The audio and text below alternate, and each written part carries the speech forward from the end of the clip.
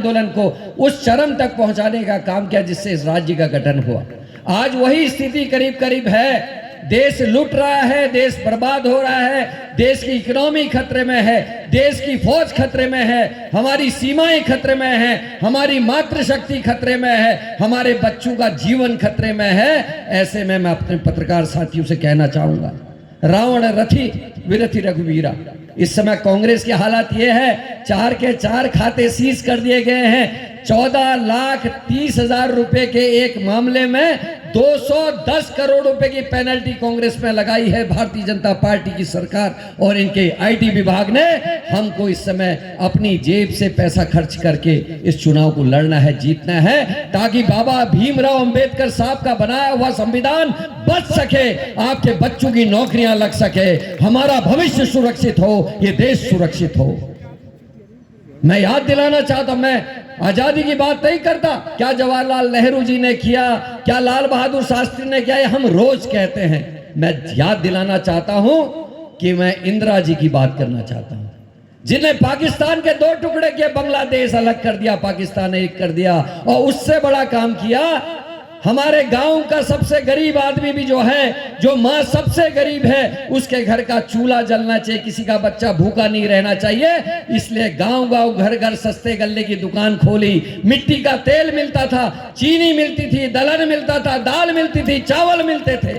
और ये बेशरम लोगों ने वो 25 किलो 30 किलो जो राशन मिलता था उसको 5 किलो में कर दिया। जो पैसा मनमोहन सिंह जी 2 रुपए किलो गेहूं कर गए, 3 रुपए किलो चावल कर गए, 15 रुपए का राशन दे रहे 80 करोड़ लोगों को, और ऊपर से सिलेंडर जो 400 रुपए का था उसको 1100 का कर दिया। तो हम फंस गए हैं व्यापारियों के बीच में। ये व्यापारी हैं, ये लूट रहे हैं, ये देश की जनता को बरगला रहे हैं, बर्बाद कर रहे हैं। 15 रुपए का राशन देके केवल सिलेंडर में 500 रुपए कमा ले रहे हैं। तो ये हमको समझना चाहिए। आज मैं आप सबसे 2-3 बातें कहना चाहता हूं। अभी मेरा एक भाई कह रहा था पेंशन की बात, वो पीढ़ी जब चले जाएगी आज से 10-12 साल बाद। भाई साहब बैठे हैं, अभी हमारी बात आ रही थी गुरुजी से, मैं कह रहा था प्रधानाचार्य महोदय से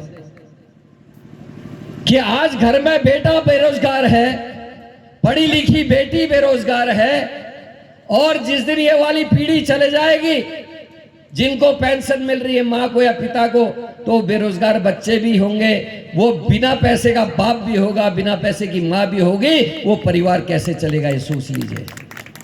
वो पेंशन देने का काम किया था जवाहरलाल नेहरू ने, हमारी कांग्रेस पार्टी ने, हमारे संविधान ने।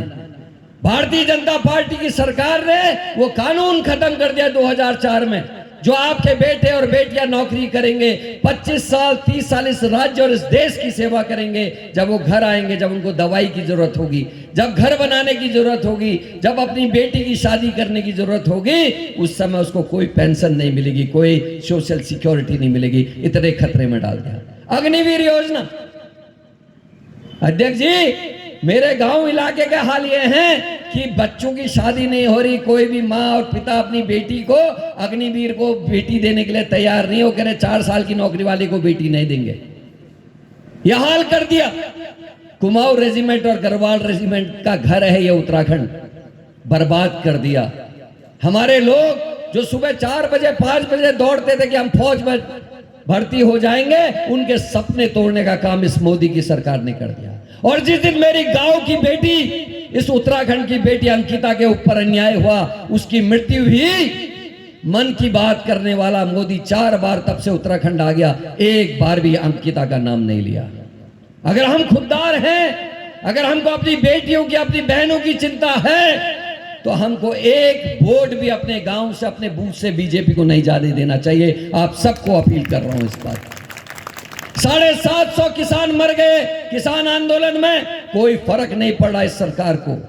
एक बेटी जो किसान की बेटी थी, जिसने मिट्टी में कुश्ती लड़ना सीखा, एक बीजेपी की सांसद की वजह से उस बेटी को अपनी कुश्ती छोड़नी पड़ गई, लेकिन देश का प्रधानमंत्री कुछ नहीं बोला। मणिपुर में सैकड़ों बहनों को निर्वस्त्र करके, पूरे कपड़े खोल के मारते पीटते घुमाया गया इस देश में, लेकिन देश का प्रधानमंत्री नहीं बोला हमको बदला लेना है, इस देश की माओं का बदला लेना है।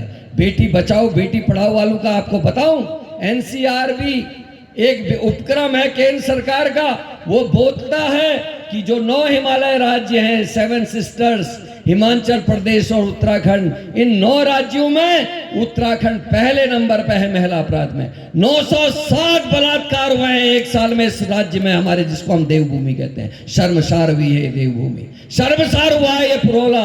आपके इलाके में 3 अनुसूचित जाति SC/ST की बहनों का बलात्कार हुआ, न उनको पोक्सो एक्ट के तहत कोई मुआवजा मिला, न समाज कल्याण के विभाग के जो नियम है उसके तहत कोई मुआवजा मिला। ऐसी सरकार है जब हमारी बेटियां सुरक्षित नहीं है, पढ़े लिखे बच्चों के लिए रोजगार नहीं है, तो हम क्यों बीजेपी को वोट दे रहे हैं? आइए आप सबसे अपील करना चाहता हूं, हम श्रद्धेय सुमन को मानने वाले लोग हैं। श्रद्धेय सुमन का सपना पूरा करने का समय आ गया, राजशाही खत्म करने का समय आ गया है, लोकशाही को जिंदा करने का समय आ गया। आपके वोट की कीमत होनी चाहिए। मैं आप सबसे कहता हूं, अभी प्रीतम भाई कह रहे थे कि रानी 5 साल में केवल एक बार आती है, क्यों देते हो भाई वोट? किस लिए देते हो वोट? वो आज भी कह रही है कि मोदी को वोट देना, आज भी नहीं कह रही मुझे वोट देना। क्या मोदी आएंगे पुरोला? क्या बड़कोट मोदी आएंगे? नौगांव मोदी आएंगे? तो फिर हम किस लिए वोट दे रहे हैं? ये आप सारे लोग पढ़े लिखे लोग, मैं आपसे कहना चाहता हूं, अगर चाहते हो फौज का पुराना स्वरूप आए, पूरे 25-30 साल की नौकरी हो, अगर चाहते हो आपके बच्चों की नौकरियां लगे, आप चाहते हो आपकी बेटियां सुरक्षित हों, किसान सुरक्षित हो, हमारे खेत सुरक्षित हों, तो जोत सिंह गुनसोला को जिताकर सदन में भेजिए। आपको वादा करता हूं, हमारे जोत सिंह गुनसोला जी के साथ मुझे विधायक रहने का मौका मिला है। ये चुप रहने वाले नहीं हैं, ये रानी की तरह नहीं है कि 5 साल के सांसद बन गए और अपनी कोठी में सो गए। ये किसान की आवाज, बहन की आवाज उठाने का काम करेंगे। आज अस्पताल में डॉक्टर नहीं, गरीबों के अस्पताल में डॉक्टर नहीं, स्कूलों में बच्चे पढ़ाने के लिए टीचर नहीं है, और उसके बाद भी अगर हम बीजेपी को वोट दे रहे हैं तो फिर हमको समझना होगा, हम अपने पांव में खुद कुल्हाड़ी मार रहे हैं। हमको वो कालिदास नहीं बनना जो जिस पेड़ के शाखा में बैठता है उसी पेड़ को काटता है। हमको रामायण लिखने वाला कालिदास बनना है। यही आप सबसे कहना चाहता हूं। यह आज आपको तय करना है कि आप कोयला खदान की खान में कोयला